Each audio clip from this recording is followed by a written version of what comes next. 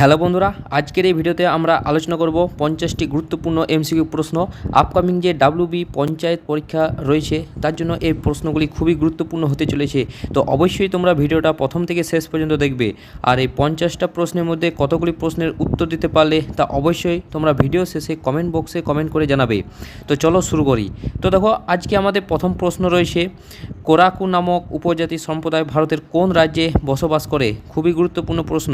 তো দেখো, এখানে সঠিক উত্তর হচ্ছে মধ্যপ্রদেশ। অপশন বি হচ্ছে এখানে সঠিক উত্তর। এই কোরাকু উপজাতি মূলত মধ্যপ্রদেশ এবং মহারাষ্ট্রের পার্শ্ববর্তী যে বনাঞ্চলগুলি রয়েছে সেখানে বসবাস করে।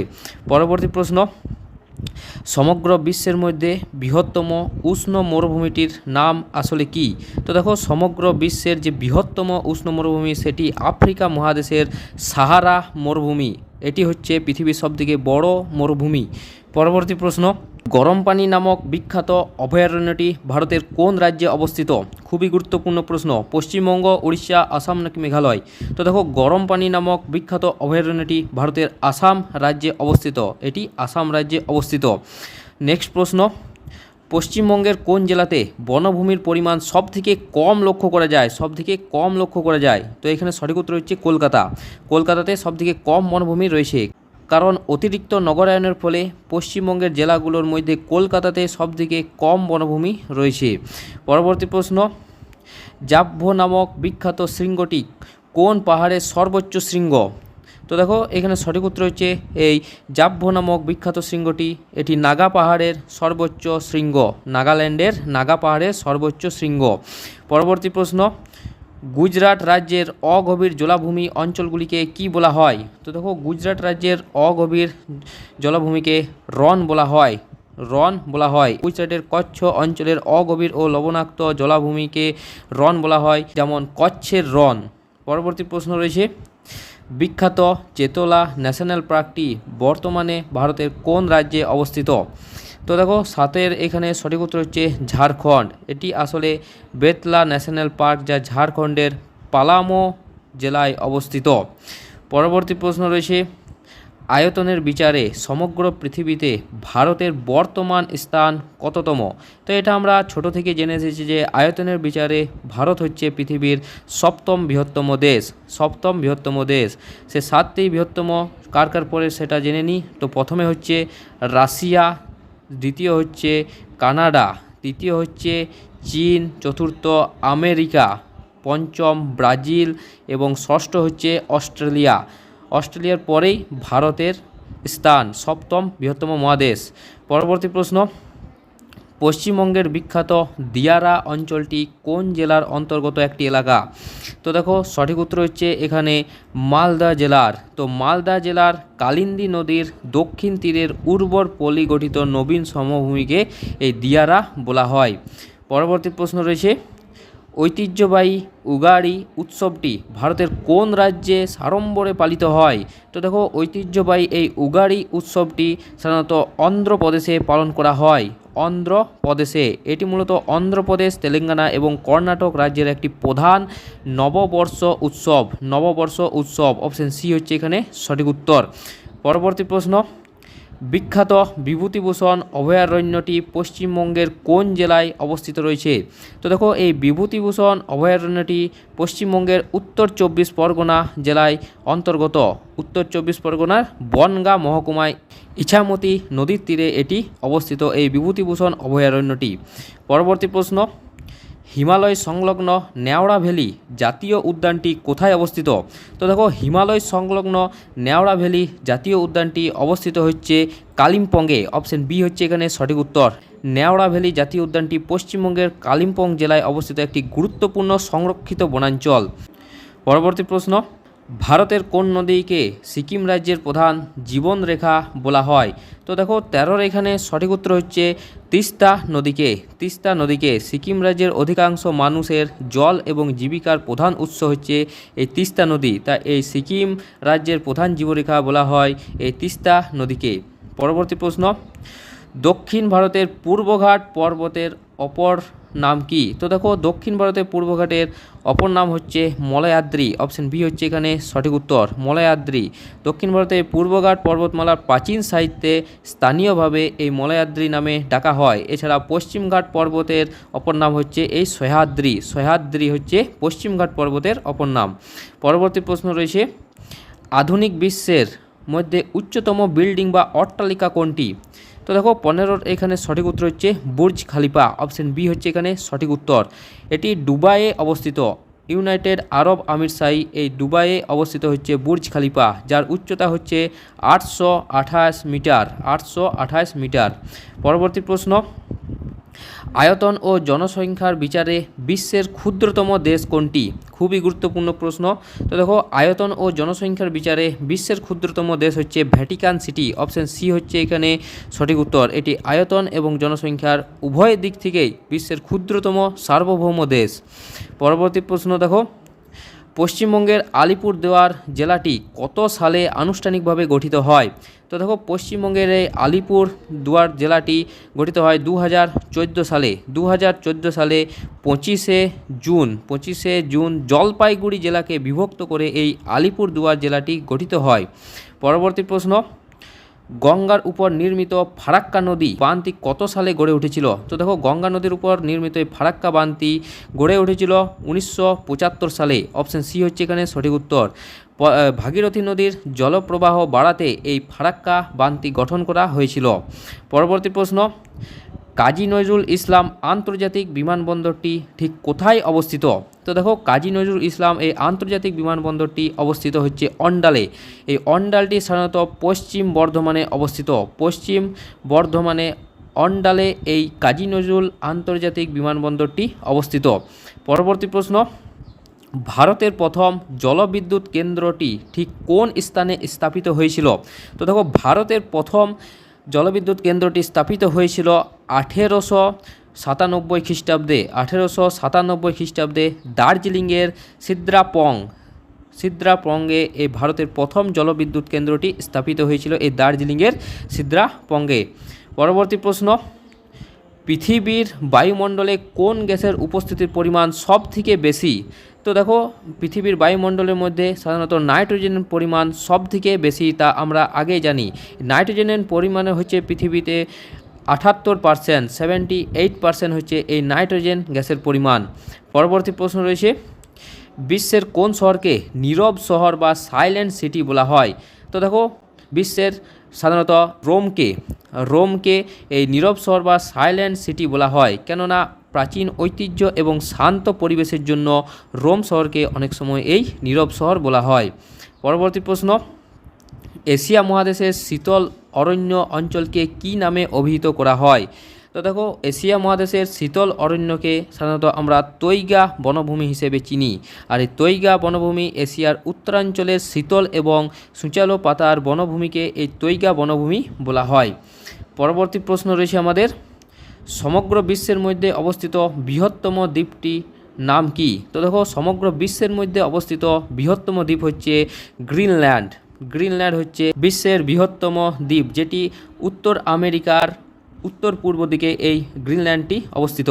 পরবর্তী প্রশ্ন, ভারতের উড়িষ্যা রাজ্যের জাতীয় বা রাজ্য পশুর নাম কি? তো দেখো 25 এখানে সঠিক উত্তর হচ্ছে সম্বর হরিণ। অপশন বি হচ্ছে এখানে সঠিক উত্তর। সম্বর হরিণ হলো ভারতের উড়িষ্যা রাজ্যের অফিসিয়ালি রাজ্য পশু।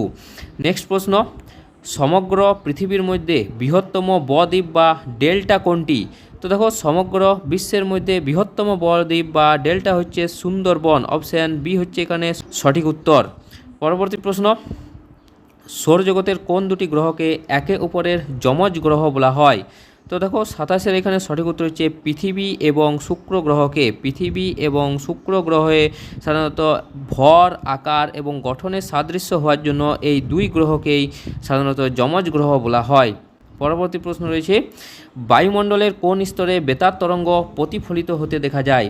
তো দেখো বায়ুমণ্ডলের আয়নোস্ফিয়ার, এই আয়নোস্ফিয়ার স্তরের মাধ্যমে বেতার তরঙ্গ প্রতিফলিত হয়ে পৃথিবীতে আসে, কেননা এই আয়নোস্ফিয়ারে আয়নিত অবস্থায় থাকে কণাগুলো, তাই জন্য বেতার তরঙ্গ গিয়ে পুনরায় পৃথিবীতে ফিরে আসে।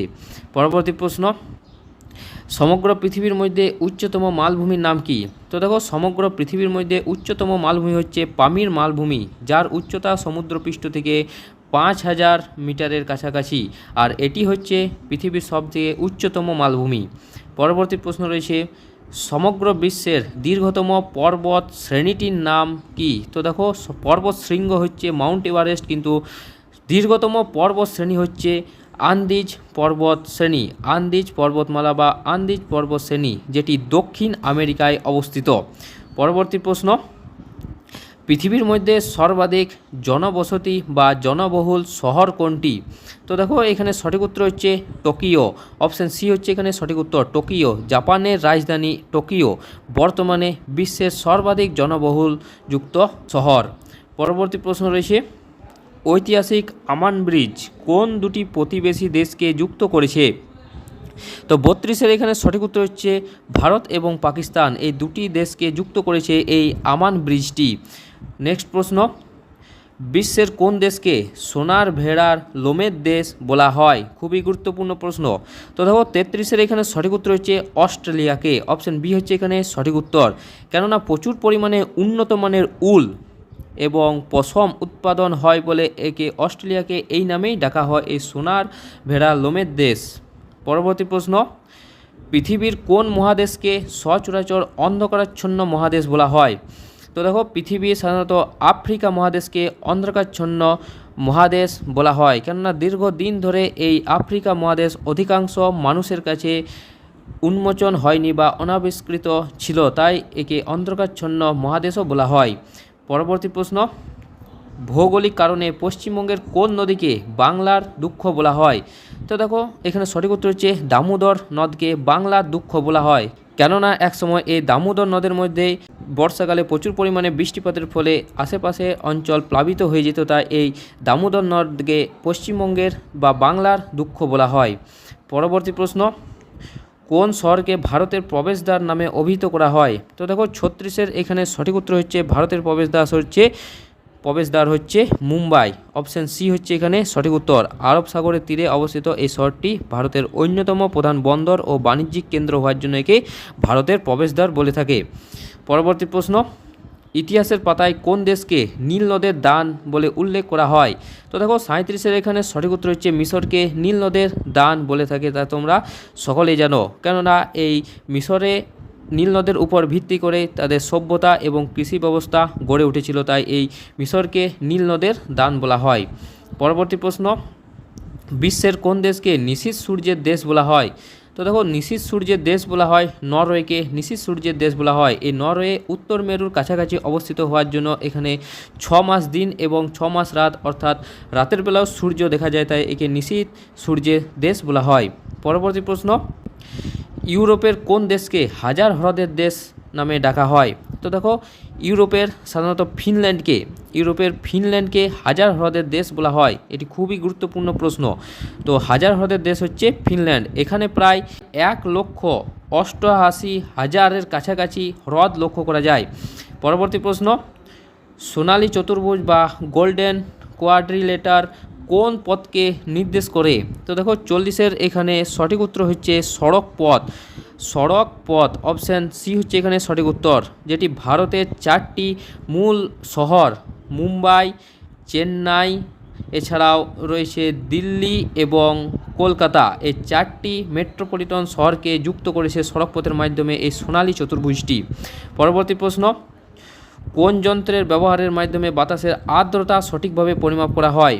তো দেখো 41-এর এখানে সঠিক উত্তর হচ্ছে হাইগ্রোমিটার যন্ত্রের সাহায্যে বাতাসের আর্দ্রতা সঠিকভাবে নির্ভুলভাবে পরিমাপ করা যায়। পরবর্তী প্রশ্ন রয়েছে, ভারতের আদিবাসী ভিল উপজাতিরা মূলত কোন অঞ্চলে বসবাস করে? তো দেখো ভারতের আদিবাসী ভিল উপজাতিরা মূলত মধ্য ভারতে অবস্থান করে। মধ্য ভারতের মধ্যপ্রদেশ, রাজস্থান এবং গুজরাট এই জেলাগুলিতে এই ভিল উপজাতিরা বসবাস করে থাকে। পরবর্তী প্রশ্ন, ভারত ও আফগানিস্তানের মধ্যবর্তী আন্তর্জাতিক সীমারেখার নাম কি? তো দেখো ভারত এবং আফগানিস্তানের মধ্যবর্তী আন্তর্জাতিক সীমারেখার নাম হচ্ছে ডুরান্ট লাইন। অপশন সি হচ্ছে এখানে সঠিক উত্তর, ডুরান্ট লাইন। 1893 সালে স্যার মর্টিমার ডুরান্ট ভারত ও আফগানিস্তানের মধ্যে এই সীমানা নির্ধারণ করেছিল। এছাড়াও ভারত এবং পাকিস্তানের মধ্যে যে লাইনটি রয়েছে তার নাম কি তা অবশ্যই তোমরা কমেন্ট বক্সে কমেন্ট করে জানাবে। এছাড়াও বাংলাদেশ এবং চীন এর আন্তর্জাতিক সীমারেখার নাম কি ভারতের সঙ্গে, তো সেটাও তোমরা কমেন্ট বক্সে কমেন্ট করে জানাবে। পরবর্তী প্রশ্ন, ভারতের কোন উপকূলীয় অঞ্চলে প্রচুর পরিমাণে থোরিয়াম খনি পাওয়া যায়? তো দেখো ভারতের সাধারণত কেরল উপকূলে সর্বাধিক থোরিয়াম খনিজ পাওয়া যায়। নেক্সট প্রশ্ন, বিখ্যাত ন্যাশনাল রিমোট সেন্সিং এজেন্সি ভারতের কোথায় অবস্থিত? তো দেখো রিমোট সেন্সিং এজেন্সি ভারতে অবস্থিত হায়দ্রাবাদে। অপশন বি হচ্ছে এখানে সঠিক উত্তর। NRSC অর্থাৎ ন্যাশনাল রিমোট সেন্সিং সেন্টার ভারতের তেলেঙ্গানা রাজ্যের হায়দ্রাবাদে অবস্থিত। পরবর্তী প্রশ্ন রয়েছে, ভারতের কৃষি ব্যবস্থায় সবুজ বিপ্লব মূলত কোন ক্ষেত্রকে বোঝায়? তো দেখো ভারতের সবুজ বিপ্লব ঘটেছিল 1960-এর দশকে। 1960-এর দশকে ভারতের সবুজ বিপ্লব ঘটেছিল, আর এই সময় ভারতে প্রচুর পরিমাণে গমের উৎপাদন বৃদ্ধি পেয়েছিল। অর্থাৎ সবুজ বিপ্লব মূলত এই গমের উৎপাদনকেই বোঝায়। পরবর্তী প্রশ্ন, বর্তমানে ভারতের কোন রাজ্যের বনাঞ্চলের পরিমাণ সবথেকে বেশি?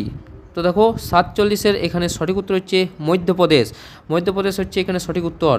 পরবর্তী প্রশ্ন, ভারতের মধ্যে অবস্থিত সবথেকে পুরনো জাতীয় উদ্যান কোনটি? তো দেখো 48-এর এখানে সঠিক উত্তর হচ্ছে জিম করবেট ন্যাশনাল পার্ক হচ্ছে ভারতের মধ্যে অবস্থিত সর্বাধিক পুরনো জাতীয় উদ্যান। এটি 1936 সালে উত্তরাখণ্ডে প্রতিষ্ঠিত হয়েছিল, আর এটি ছিল ভারতের প্রথম ব্যাঘ্র সংরক্ষণ প্রকল্পের আওতাভুক্ত একটি ন্যাশনাল পার্ক। পরবর্তী প্রশ্ন, ভৌগোলিক প্রক্রিয়ায় কর্দম প্রবাহ কোন অঞ্চলে অধিক সক্রিয় থাকে? তো ভৌগোলিক প্রক্রিয়ায় কর্দম প্রবাহ বা ম্যাড ফ্লো এটি সাধারণত আর্দ্র ও উপক্রান্তীয় অঞ্চলে সর্বাধিক লক্ষ্য করা যায়। আর্দ্র এবং উপক্রান্তীয় অঞ্চলে, কেননা এই অঞ্চলে সর্বাধিক বৃষ্টিপাত হয় বলে এই কর্দম প্রবাহ বা ম্যাড ফ্লোটি লক্ষ্য করা যায়। পরবর্তী এবং আমাদের শেষ প্রশ্ন দেখো, আধুনিক বিশ্বের সবথেকে বিজ্ঞানসম্মত চিন্তার সমাজবিদ হিসেবে কে পরিচিত? খুবই গুরুত্বপূর্ণ প্রশ্ন। তো দেখো 50-এর এখানে সঠিক উত্তর হচ্ছে অগাস্ট কোত। ফরাসি চিন্তাবিদ অগাস্ট কোতকে সমাজবিজ্ঞানের জনক এবং বৈজ্ঞানিক সমাজচিন্তার বা প্রত্যক্ষবাদের প্রবর্তকও বলা হয়। তো বন্ধুরা, এই ছিল আমাদের 50টি গুরুত্বপূর্ণ এমসিকিউ প্রশ্ন। তোমরা 50টি প্রশ্নের মধ্যে কতগুলি প্রশ্নের উত্তর দিতে পারলে তা অবশ্যই তোমরা কমেন্ট বক্সে কমেন্ট করে জানাও। আর যে প্রশ্নগুলি তোমাদেরকে জানাতে বলা হয়েছে তা অবশ্যই তোমরা কমেন্ট বক্সে জানাবে। আর ভিডিওটা যদি ভালো লেগে থাকে তো অবশ্যই লাইক করতে ভুলো না, আর চ্যানেলে প্রথম হয়ে থাকলে অবশ্যই সাবস্ক্রাইব করে দিও। তো দেখা হচ্ছে পরের একটা নতুন ভিডিওতে। ধন্যবাদ।